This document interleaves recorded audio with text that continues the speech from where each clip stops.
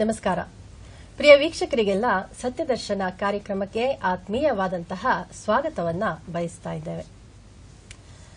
ನಮ್ಮ ಭಾರತೀಯ ವಿಚಾರಧಾರೆಯಲ್ಲಿ ಎಲ್ಲಾ ವಿಧವಾದಂತಹ ಆಚಾರಗಳಿಗೂ ಆಚರಣೆಗಳಿಗೂ ಅತ್ಯಂತ ಮುಕ್ತವಾದಂತಹ ಮಾರ್ಗವಿದೆ, ಅವಕಾಶವಿದೆ. ಈ ಎಲ್ಲಾ ವಿಧವಾದ ಆಚರಣೆಗಳ ಮೂಲವಾದ ಕಾರಣವೇ ಸಿದ್ಧಿ. ಆದರೆ ಏನನ್ನು ಸಿದ್ಧಿಸಿಕೊಳ್ಳಬೇಕು, ಏನನ್ನು ಸಿದ್ಧಿಸಿಕೊಳ್ಳಬಾರದು ಎನ್ನುವಂಥದ್ದು ಸಾಧಕರಿಗೆ ಬಿಟ್ಟಂತಹ ವಿಚಾರ. ಇಂತಹ ಸಾಧನೆಯ ದಾರಿಯಲ್ಲಿ ಇರುವಂತಹ ಸಾಧಕರಿಗೆ ಮಾರ್ಗದರ್ಶನವನ್ನ ನೀಡಲು ದೂರದರ್ಶನ ಚಂದನ ವಾಹಿನಿಯಲ್ಲಿ ಆರಂಭವಾಗಿರುವಂತಹ ಕಾರ್ಯಕ್ರಮವೇ ಸತ್ಯದರ್ಶನ. ಇಲ್ಲಿ ಜಿಜ್ಞಾಸುಗಳ ಪ್ರಶ್ನೆಗಳಿಗೆ ಉತ್ತರವನ್ನ ನೀಡುತ್ತಾ ಇದ್ದಾರೆ ಪೂಜ್ಯರಾಗಿರುವಂತಹ ಡಾಕ್ಟರ್ ಪಾವಗಡ ಪ್ರಕಾಶ್ ರಾವ್ ಅವರು. ಅವರನ್ನು ನಾವೀಗ ಇಂದಿನ ಸಂಚಿಕೆಗೆ ಸ್ವಾಗತಿಸೋಣ. ಗುರುಗಳೇ ನಮಸ್ಕಾರ. ಸತ್ಯದರ್ಶನ ಕಾರ್ಯಕ್ರಮಕ್ಕೆ ತಮಗೆ ಆತ್ಮೀಯವಾದಂತಹ ಸ್ವಾಗತ.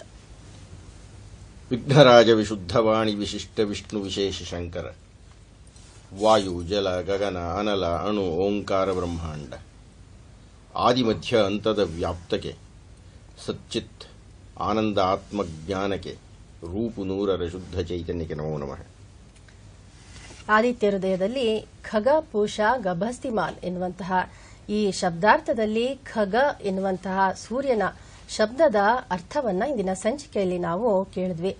ಖ ಎಂದರೆ ಆಕಾಶ ಮತ್ತು ಗ ಎಂದರೆ ಗಮಿಸುವುದು, ಸಂಚರಿಸುವವನು ಎನ್ನುವಂಥದ್ದು ಇದರ ಅರ್ಥ. ಆದರೆ ಸೂರ್ಯ ಇದ್ದಲ್ಲಿಯೇ ಇರುತ್ತಾನೆ, ಆದರೆ ಆತ ಚಲಿಸಿದಂತೆ ನಮಗೆ ಭ್ರಮೆ ಉಂಟಾಗುತ್ತದೆ ಎಂಬುದಾಗಿ ಐತರೇಯ ಬ್ರಾಹ್ಮಣದಲ್ಲಿ ಒಬ್ಬರು ಋಷಿ ಹೇಳಿದ್ದಾರೆ ಅನ್ನುವಂಥದ್ದನ್ನ ಇಂದಿನ ಸಂಚಿಕೆಯಲ್ಲಿ ನಾವು ಕೇಳಿದ್ವಿ.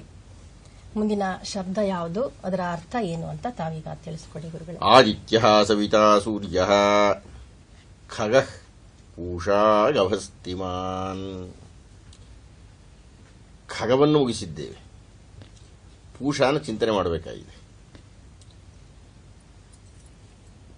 ಈ ಪೂಷಾ ಅನ್ನತಕ್ಕಂಥದ್ದಕ್ಕೆ ವೇದದಲ್ಲಿಯೇ ಸುಮಾರು 2-3 ಅರ್ಥಗಳನ್ನು ಹೇಳಿದ್ದಾರೆ.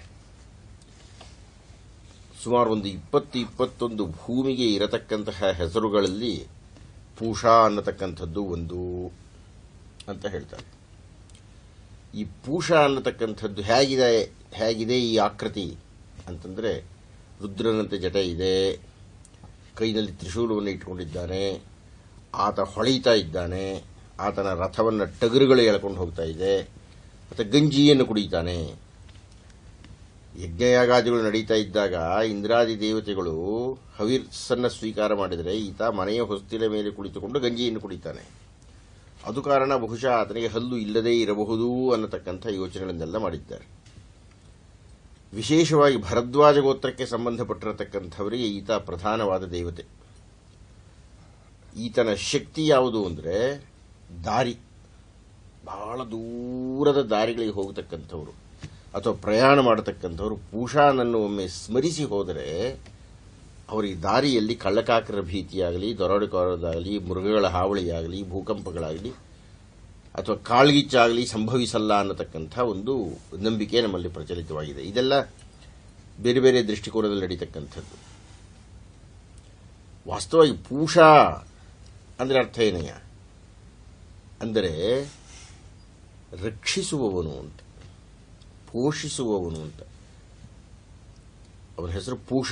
ಆ ಪೂಷ ಅಂತ ಬಂದಿದ್ದು ಪೋಷಿಸು ಅನ್ನುವ ಧಾತುವಿನಿಂದ. ನಾವೊಂದು 100 ಸಲ ಮಾತಾಡ್ಬಿಟ್ಟಿದ್ದೇವೆ ಸೂರ್ಯ ನಮ್ಮನ್ನು ಹೇಗೆ ಪೋಷಿಸ್ತಾನೆ ಅಂತ.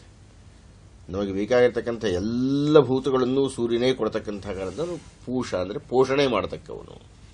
ಪೂಷನ್ನೇ ಕರ್ಷೇಯಮ ಸೂರ್ಯ ಪ್ರಾಜಾಪತ್ಯ ವ್ಯೂಹರಶ್ವೀನ್ ಸಮೂಹ ತೇಜೋ. ಈಶಾವಾಸ್ಯೋಪನಿಷತ್ತಿನ ಋಷಿ ಸೂರ್ಯನನ್ನು ನೋಡಿ ಪೂಷನ್ ಏಕರ್ಷೇ ಅಂತ ಆರಂಭ ಮಾಡ್ತಾನೆ. ಹೀಗಾಗಿ ಪೂಷಾ ಅನ್ನತಕ್ಕ, ಅದರಲ್ಲಿಯೂ ಆದಿತ್ಯ ಹೃದಯದಲ್ಲಿ ಪೂಷಾ ಅನ್ನತಕ್ಕಂಥ ಶಬ್ದ ಬಂದಿರೋ ಕಾರಣದಿಂದ ಆದಿತ್ಯನಿಗೆ ಇರತಕ್ಕಂಥ ಮತ್ತೊಂದು ಹೆಸರು ಪೂಷಾ. ಹೀಗಾಗಿ ಪೂಷಾ ಅಂದರೆ ನಮ್ಮನ್ನು ರಕ್ಷಿಸುವಾತ, ಪೂಷಾ ಅಂದರೆ ನಮ್ಮನ್ನು ಪೋಷಿಸುವಾತ. ಆತನಿಗೆ ಬೇರೆ ಬೇರೆಯ ಅರ್ಥಗಳು ಇದ್ದರೂ ಅತ್ಯಂತ ಪ್ರಧಾನವಾಗಿರತಕ್ಕಂಥ ಪ್ರಕೃತ ಸಂದರ್ಭದಲ್ಲಿ ಆದಿತ್ಯ ಹೃದಯದ ಹಿನ್ನೆಲೆಯಲ್ಲಿ ಅಧ್ಯಯನ ಮಾಡಿದಾಗ ಅದನ್ನು ಕರಿಬೇಕಾದ್ದು ಪೂಷ ಅಂದರೆ ಪೋಷಣೆ ಮಾಡ್ತಾ ಇದ್ದಾನೆ ಆತ ನಮ್ಮನ್ನು. ಯಾಕೆ ಅಂದರೆ ನಾವು ಹಿಂದೆ ನೋಡಿದ್ದೇವೆ, ಸೂರ್ಯನಿಲ್ಲದ ಜಾಗದಲ್ಲಿ ಸೃಷ್ಟಿಯೇ ಇಲ್ಲ.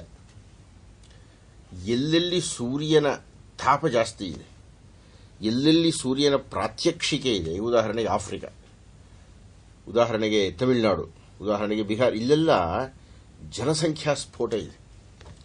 ಅಂದರೆ ಸೃಷ್ಟಿಕ್ರಿಯೆಗೆ ಸೂರ್ಯ ಮಹಾಪ್ರಧಾನವಾಗಿರತಕ್ಕಂಥ ಆಧಾರ ಶಕ್ತಿ ಇದೆ. ಮತ್ತು ಪ್ರಾಣಿ ಪ್ರಪಂಚದ ಆಹಾರ ಇತ್ಯಾದಿ ಎಲ್ಲ ನಾವು ಮಾತಾಡಿದ್ದೇವೆ. ಎಲ್ಲದಕ್ಕೂ ಸೂರ್ಯನೇ ಆಧಾರವಾದ್ದರಿಂದ ಆತ ನಮ್ಮನ್ನು ಪೋಷಣೆ ಮಾಡೋದ್ರಿಂದ ಪೂಷಾ ಅಂದರೆ ರಕ್ಷಕ, ಪೋಷಕ ಅವನೇ ಆದಿತ್ಯ, ಅವನೇ ಸೂರ್ಯ.